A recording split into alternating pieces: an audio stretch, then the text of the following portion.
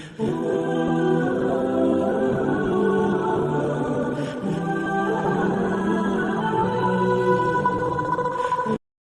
اللہ الرحمن الرحیم نحمده ونصلي ونسلم على رسوله الكريم اما بعد قال النبي صلى الله عليه وسلم افضل الصيام بعد رمضان شهر الله المحرم او كما قال عليه الصلاة والسلام اللهم صل على سيدنا محمد وعلى آل سيدنا محمد وبارك وسلم۔ بزرگان محترم، عزیز ساتھیوں، محرم الحرام کا مہینہ چل رہا ہے اور آج اس مہینے کی 3 تاریخ ہے۔ یہ مہینہ اسلامی مہینوں کا پہلا مہینہ ہے۔ اللہ رب العزت نے اس مہینے کو بڑی فضیلت اور خصوصیت عطا فرمائی ہے۔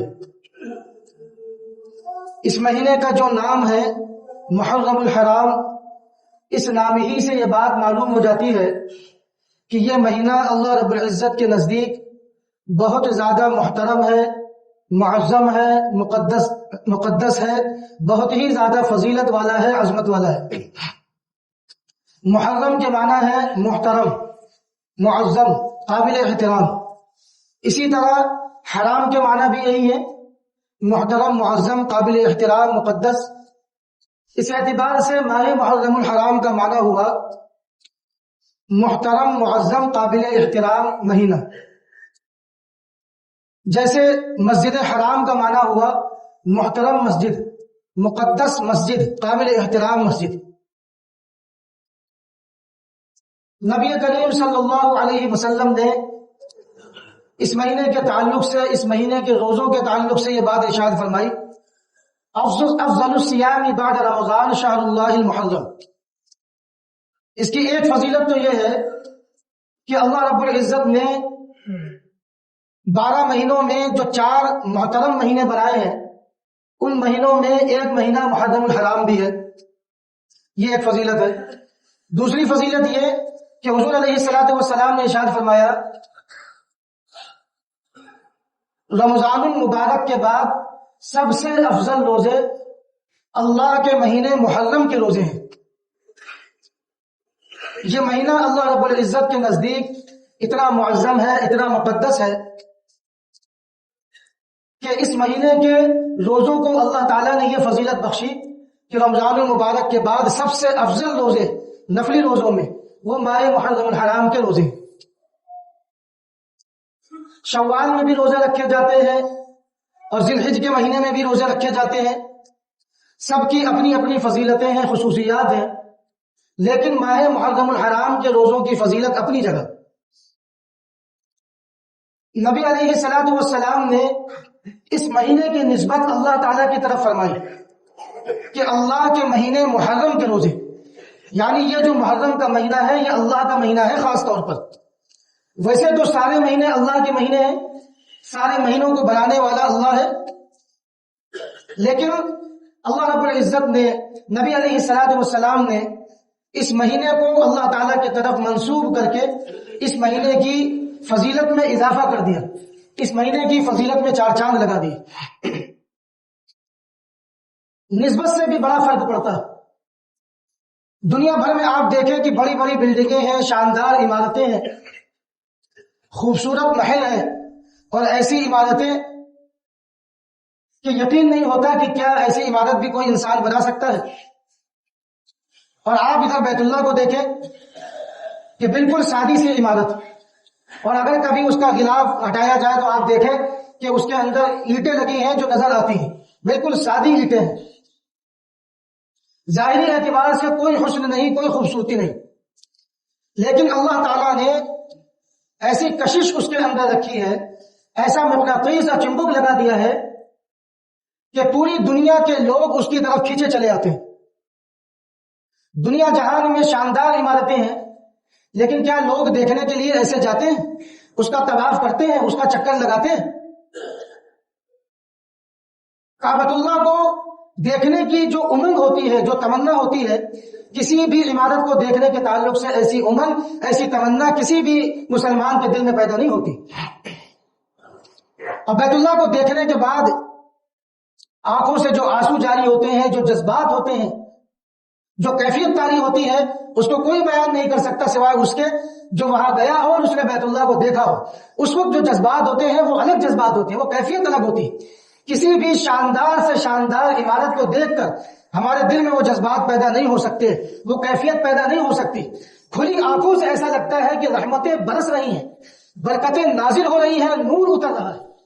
وہ کھچاؤ اور وہ کشش اللہ رب العزت نے اس ساری سے عمارت میں رکھی ہے جو عالیشان شاندار خوبصورت عمارتوں میں نہیں رکھی. یہ کیوں؟ اس گھر کی نسبت اللہ کی طرف. بیت اللہ یہ اللہ کا گھر ہے، کعبۃ اللہ یہ اللہ کا کعبہ ہے.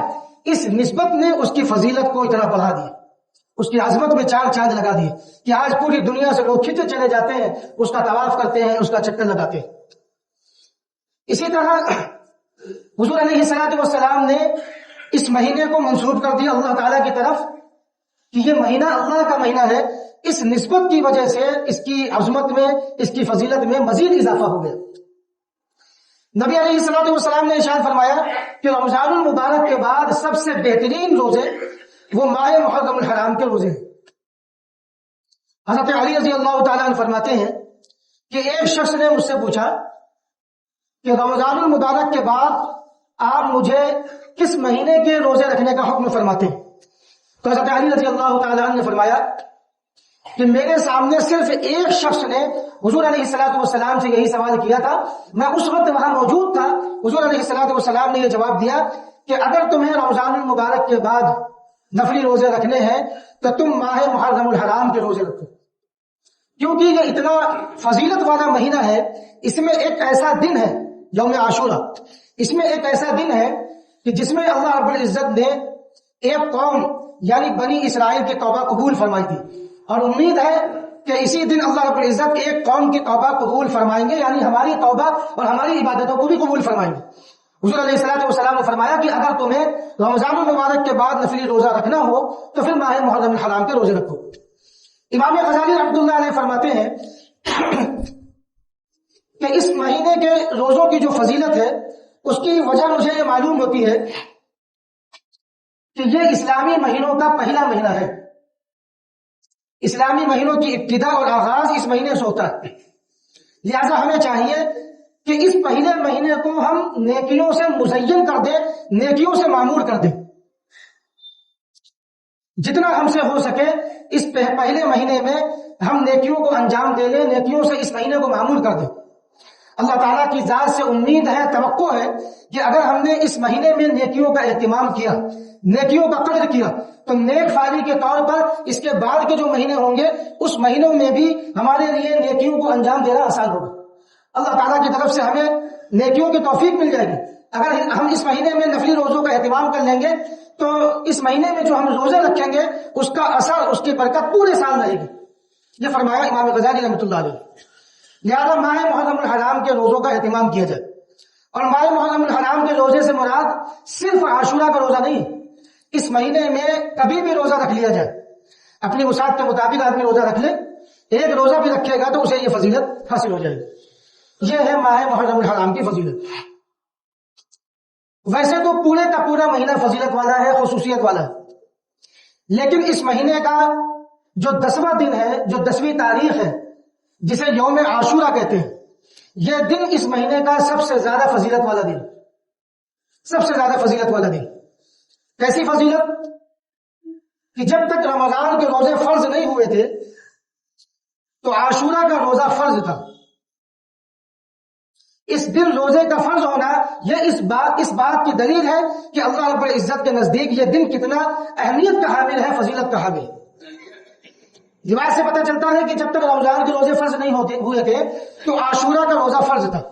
جب رمضان المبارک کے روزے فرض ہو گئے تو عاشورہ کے روزے کی فرضیت منسوخ ہو گئی اور عاشورہ کے دن روزہ رکھنا مستحب ہو گیا اور سنت ہو گیا. لہذا عاشورہ کا دن روزہ رکھنا فرض تو نہیں ہے، البتہ مستحب ہے اور سنت ہے. اگر کوئی شخص رکھے گا تو ثواب ملے گا اور نہیں رکھے گا تو اس پر کوئی ملامت نہیں، کوئی گناہ نہیں۔ یہ ہے عاشورہ کے روزے کی فضیلت۔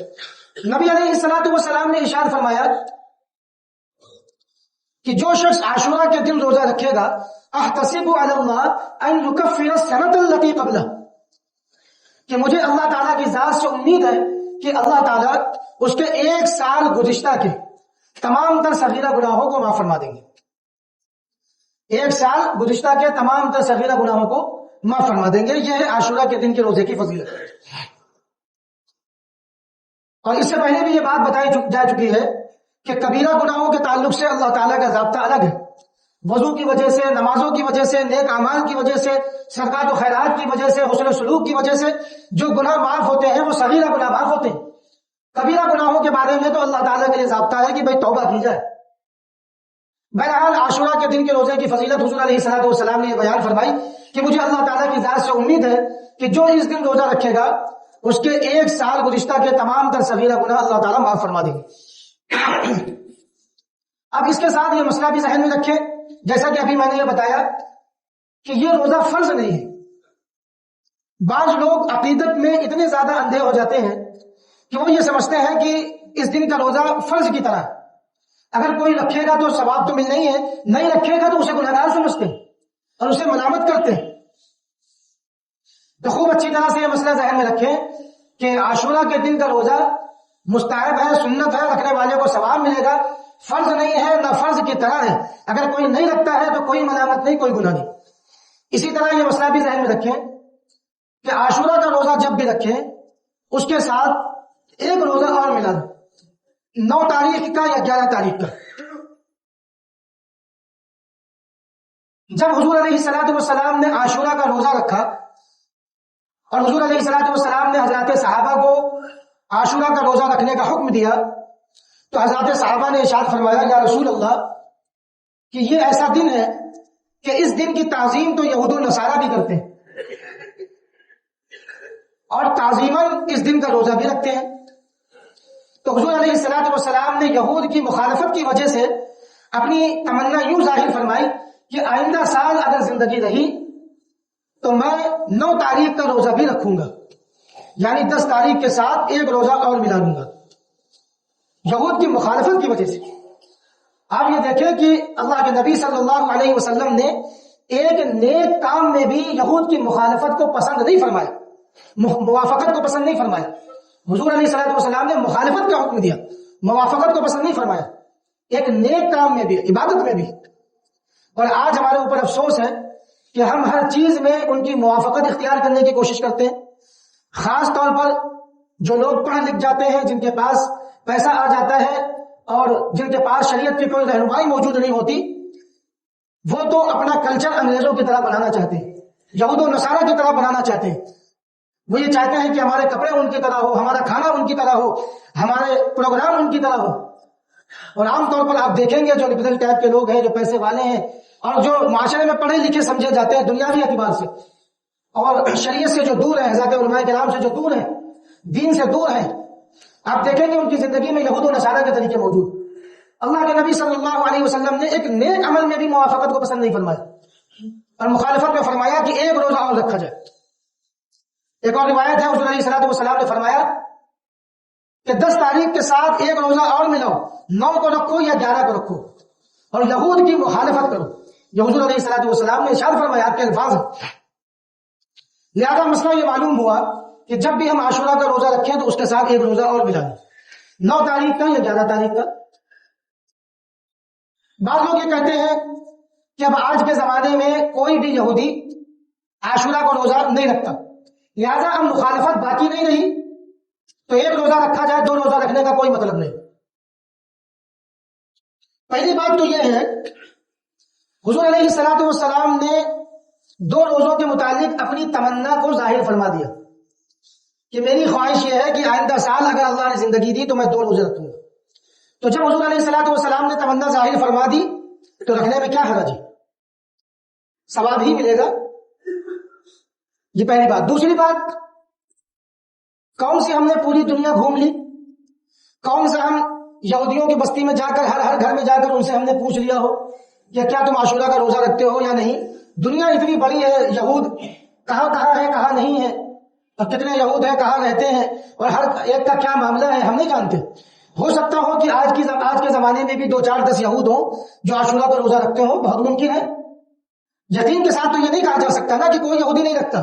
کسی نے اس طرح کی تحقیق نہیں کی ہے کہ پوری دنیا میں وہ گھوما ہو، ہر یہودی سے جا کر پوچھا ہو، اس کے گھر میں یہ دریافت کیا ہو کہ بھائی تم عاشورہ کا روزہ رکھتے ہو یا نہیں۔ بہت ممکن ہے کہ کوئی نہ رکھتا ہو، اور بہت ممکن ہو کہ آج بھی 2 4 10 15 20 ایسے ہوں جو یہ روزہ رکھتے ہوں۔ تو بہرحال مخالفت آج بھی باقی ہے، لہٰذا بہتر یہی ہے کہ عاشورہ کا جب بھی روزہ رکھے تو اس کے ساتھ ایک روزہ اور ملا لے، 9 تاریخ کا یا 10 تاریخ کا، یہ بہتر ہے۔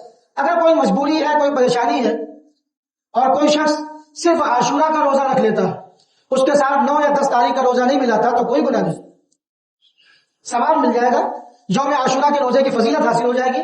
لیکن اعلیٰ درجہ کیا ہے، بہتر درجہ کیا ہے کہ حضور علیہ الصلوۃ والسلام کی تمنا کے مطابق عاشورہ کا روزہ رکھا جائے، یہ بہتر ہے۔ اگر کوئی شخص صرف عاشورہ کا روزہ رکھ لیتا ہے تو کوئی گناہ نہیں ہے، فضیلت حاصل ہو جائے گی۔ لیکن اعلیٰ درجے کی بات یہ ہے، بہتر بات یہ ہے کہ یوم عاشورہ کے ساتھ ایک روزہ اور ملا لیا جائے۔ بعض لوگ اس دن کی فضیلت کی وجہ یہ بتلاتے ہیں کہ اس دن حضرت آدم علیہ السلام کی توبہ قبول ہوئی اور آپ دنیا میں پہنچائے گئے۔ بعض لوگ یہ بیان فرماتے ہیں کہ حضرت نوح علیہ السلام کی کشتی خشکی پر آج ہی کے دن اتری۔ بعض لوگ فرماتے ہیں کہ حضرت ابراہیم علیہ السلام کو آج ہی کے دن آگ میں ڈالا گیا اور اللہ تعالیٰ نے آج ہی کے دن ان کی آگ کو گلزار کر دیا۔ تو بعض لوگوں کا یہ کہنا ہے، تو خوب اچھی طرح سے سمجھ لیں کہ یہ سب من گھڑت باتیں ہیں، بے اصل ہیں، بے بنیاد ہیں، ان کی کوئی اصل نہیں، کوئی سند نہیں۔ کسی بھی صحیح سند سے، کسی بھی صحیح روایت سے یہ بات معلوم نہیں ہوتی کہ یہ واقعات عاشورہ کے دن پیش آئے، یہ واقعات عاشورہ کے دن پیش آئے، کسی بھی صحیح روایت سے یہ بات معلوم نہیں ہوتی۔ لوگوں نے بس اپنی طرف سے یہ باتیں کر لی ہیں کہ آج کے دن یہ ہوا، آج کے دن یہ ہوا، آج کے دن یہ ہوا۔ ہاں ایک روایت ہے جو نسبتاً کچھ صحیح ہے، کچھ مضبوطی ہے اس میں، اور وہ روایت کیا ہے کہ آج کے دن اللہ تعالیٰ نے حضرت موسیٰ علیہ السلام کو اور ان کی قوم کو فرعون اور اس کے لشکر سے نجات عطا فرمائی۔ فرعون اور اس کے لشکر کو آج ہی کے دن اللہ تعالیٰ نے دریا میں غرق کیا تھا۔ بس یہ روایت نسبتاً صحیح معلوم ہوتی ہے، باقی اور بھی جو باتیں میں نے ابھی بتائی وہ لوگوں نے اپنی طرف سے گل دی ہے، کسی بھی صحیح روایت سے یہ معلوم نہیں ہوتا کہ یہ واقعات عاشورہ کے دن پیش آئے۔ اور بعض لوگ یہ کہتے ہیں کہ آج کے دن کی فضیلت اس وجہ سے ہے کہ حضرت حسین رضی اللہ تعالیٰ عنہ کی شہادت کا واقعہ اس دن پیش آئے۔ حضرت حسین رضی اللہ تعالیٰ عنہ کی شہادت ایک عظیم واقعہ ہے، اور حضرت حسین رضی اللہ تعالیٰ عنہ کی جو فضیلت ہے وہ اپنی جگہ، آپ ہمارے سر کے تاج ہیں، اور حضرات صحابہ اور خاص طور پر اہل بیت سے محبت یہ ہمارے ایمان کا حصہ ہے۔ لیکن یہ کہنا کہ اس دن کی فضیلت حضرت حسین رضی اللہ تعالیٰ عنہ کی شہادت کی وجہ سے یہ غلط ہے، اس لیے کہ اس دن کی فضیلت تو حضور علیہ السلام کے زمانے سے چلی آ رہی ہے، کیونکہ آپ نے اپنے زمانے میں اس دن کی فضیلت بیان فرمائی، جیسا کہ ابھی میں نے شروعات میں آپ سے بتایا۔ بلکہ یوں کہا جائے کہ اس دن کی فضیلت تو حضور علیہ السلام کے زمانے سے پہلے سے چلی آ رہی ہے کہ بنی اسرائیل تعظیماً اس دن کا روزہ رکھا کرتے تھے، اور حضرت حسین رضی اللہ تعالیٰ عنہ کی شہادت کا واقعہ حضور کے زمانے کے تقریباً 60 سال کے بعد پیش آیا۔ پھر یہ کہنا کہ اس دن کی فضیلت حضرت حسین رضی اللہ تعالیٰ عنہ کی شہادت کی وجہ سے یہ کیسے صحیح ہو سکتا ہے؟ ہاں یہ کہا جائے کہ حضرت حسین رضی اللہ تعالیٰ عنہ کی شہادت کو مزید فضیلت حاصل ہو گئی اس دن میں شہادت کی وجہ سے۔ اللہ رب العزت نے حضرت حسین رضی اللہ تعالیٰ عنہ کی شہادت کے لیے ایسے دن کو منتخب فرمایا جو پہلے ہی سے عظمت والا تھا، فضیلت والا تھا۔ اس دن میں شہادت کی وجہ سے حضرت حسین رضی اللہ تعالیٰ عنہ کی شہادت میں 4 چاند لگ گئے۔ بہرحال محرم الحرام کا مہینہ پورے کا پورا مہینہ فضیلت والا، اور خاص طور پر اس کا جو 10واں دن ہے، 10ویں تاریخ ہے جسے یوم عاشورہ کہتے ہیں، یہ اس پورے مہینے کا سب سے زیادہ فضیلت والا دن ہے۔ اس دن کیا کرنا ہے؟ روزے رکھنا ہے، نیک اعمال انجام دینا ہے، اور گناہوں سے بچنا ہے۔ اللہ تعالی ہم سب کو کہنے سننے سے زیادہ عمل کرنے کی توفیق عطا فرمائے۔ وآخر دعوانا الحمد للہ رب العالمین۔